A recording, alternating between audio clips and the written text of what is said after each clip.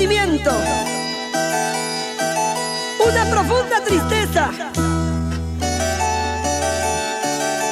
para todos aquellos que perdieron al ser más querido.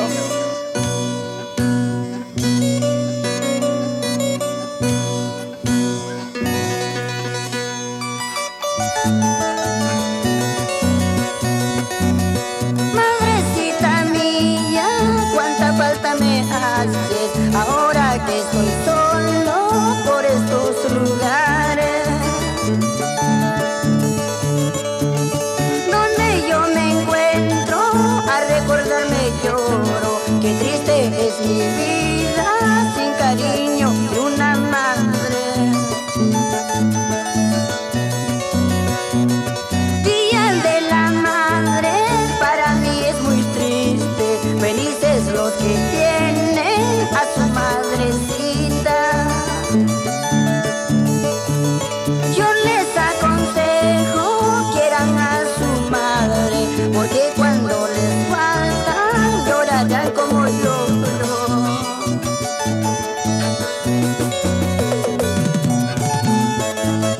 En la memoria de Fabiana León, que desde el cielo nos escucha.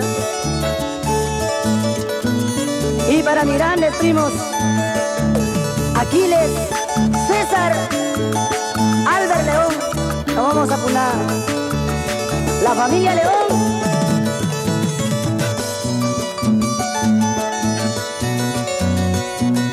Yo no tengo padre, yo no tengo madre, porque Señor del cielo te llevaste a mis padres.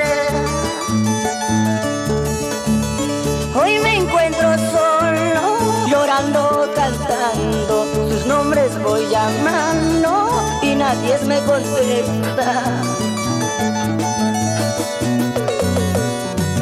Madrecita mía, ruega por tus hijos, porque a cada instante me encomiendo a ti. Yo no tengo padre, yo no tengo madre, solo a mí me quedan sus sabios consejos.